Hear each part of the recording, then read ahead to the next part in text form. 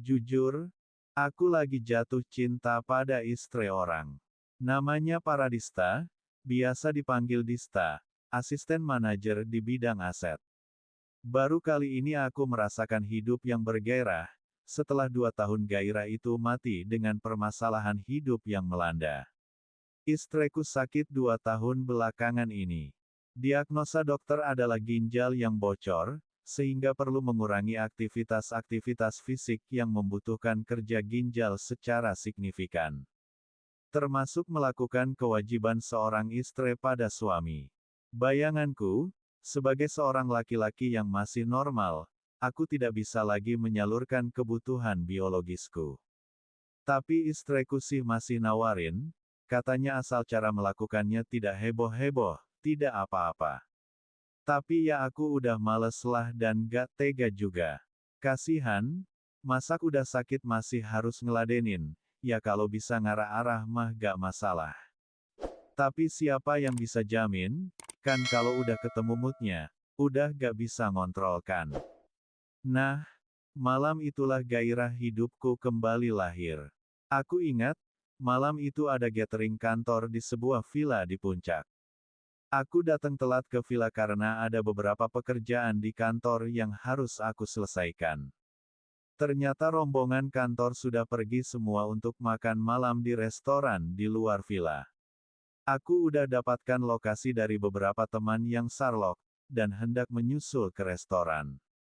Saat aku lihat seorang wanita yang sedang bingung sambil menelpon, dan ketika aku buka jendela, ternyata aku sudah mengenalnya. Dia adalah Dista, asisten manajer bagian aset, bawahan temenku, Damar. Oh ya, kenalin dulu. Namaku Arhan, umur 30 tahun, sudah menikah, sudah dikaruniai satu momongan. Profesiku sebagai kepala bagian teknisi di salah satu perusahaan. 3 tahun menikah dengan Zahra, hanya setahun saja aku menikmati rumah tangga normal seperti pada umumnya. Selebihnya, aku lebih banyak berkutat dengan masalah kesehatan istri, hingga belakangan aku jadi kehilangan selera, tak sebagaimana pria pada umumnya. Tapi entah mengapa, gara-gara ikut acara kantor bersama teman-teman itu, aku temukan satu kesempatan yang menurutku tak boleh dilewatkan. Begini kisah lengkapnya. Dis, kenapa ya, kok kelihatan bingung gitu? Sapaku pada Dista yang lagi panik di depan villa. Pak Arhan, saya ketinggalan rombongan Pak, jadi nih lagi hubungi teman-teman. Oh ya, udah naik sini bareng saya. Saya juga ketinggalan nih, ajaku berusaha nyari teman-teman yang udah ngumpul-ngumpul di sebuah restoran. Gak usah Pak, nanti ada Hendy, staf saya yang mau jemput, jawabnya. Entah menolak atau emang udah janjian. Gak apa-apa, bareng saya aja. Bilang Hendy gak usah jemput sekalian, soalnya biar menghemat waktu, kayak gitu kan jawabku. Penampilan Dista emang sangat santun, dengan jilbab yang membuat dia terlihat anggun. Wajah cantiknya terlihat mencorong memancarkan sorot inner beauty-nya. Ia nampak berpikir, lalu mengangguk, gak ngerepotin kan Pak? Enggak lah, aku memberi isyarat agar dia segera naik ke mobilku. Susana hening menyelimuti kami, kok bisa ketinggalan? Aku mencoba mencairkan suasana, sebab Desti kelihatan sungkan atau malu begitu. Saya ketiduran Pak, hehe. Dia tertawa tipis. Soalnya saya gak bisa tidur kemarin malam.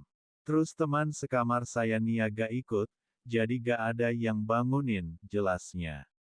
Oh gitu, jawabku singkat aja. Bapak sendiri kenapa baru datang Pak? Iya tadi ada pekerjaan yang harus diselesaikan dulu, jawabku. Dia mengangguk sebagai respon, dan suasana menjadi sunyi lagi. Pak ini benar ke arah restoran? Tanya Dista karena jalanan yang kami lalui makin kecil dan sepi.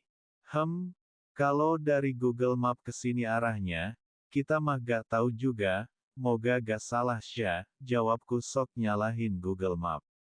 Kayaknya salah Pak, saya coba pakai HP saya ya Pak. Dia mengeluarkan HP-nya. Tapi tiba-tiba seperti tambah panik. Duh, kok HP saya gak ada sinyal ya Pak? Coba HP-ku aja, tolong di-refresh disk. Kemudian Dista mengambil HP-ku yang menempel di car holder. Pak, ini salah kayaknya. Kok jadi jauh banget, masih 10 kilometer lagi. Bukannya tadi dari villa cuma 3,5 kilometer ya? Kata Dista sambil nunjukin data dari map. Aku mengambil HP dari tangannya. Karena gak fokus ke kemudi, tiba-tiba ban mobilku terperosok.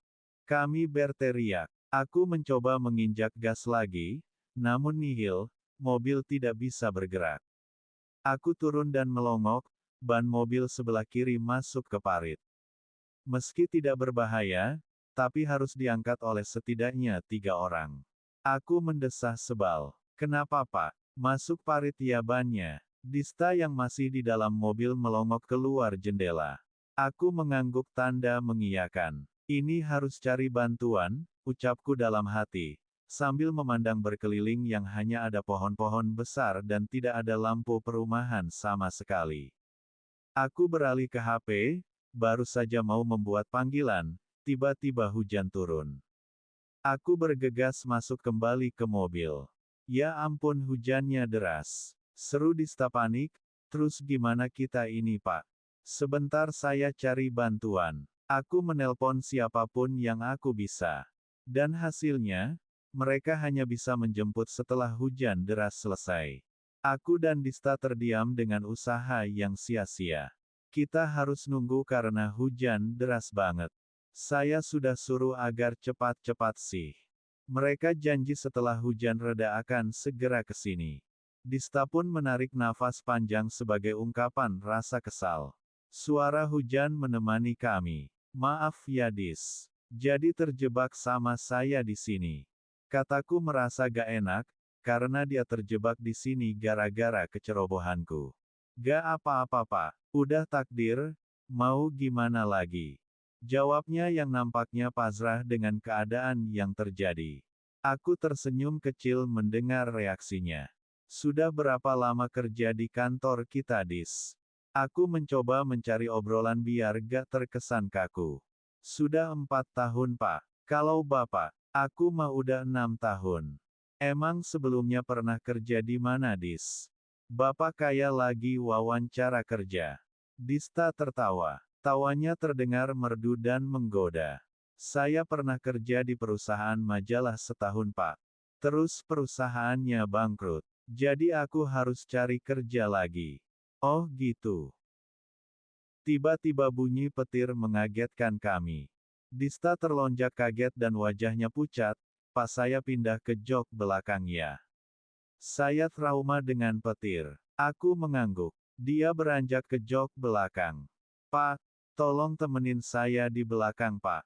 Aku melirik ke belakang. Emang dia tampak pucat dan gemetaran. Aku pun segera pindah ke belakang.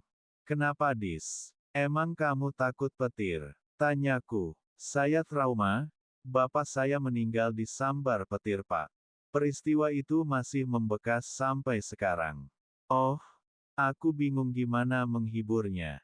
Turut berduka cita ya. Kapan kejadiannya? Sudah lama sebenarnya, waktu saya masih SMA. Mau minum? Aku mengambil botol minuman di kantong jok depan yang masih tersegel. Dista menerima. Kulihat tangannya madi gemetaran. Aku ambil lagi botolnya dan aku bukakan. Makasih Pak. Kemudian kami terdiam. Dia sepertinya sudah mulai tenang. Saya sudah ke psikolog untuk menghilangkan trauma terhadap petir.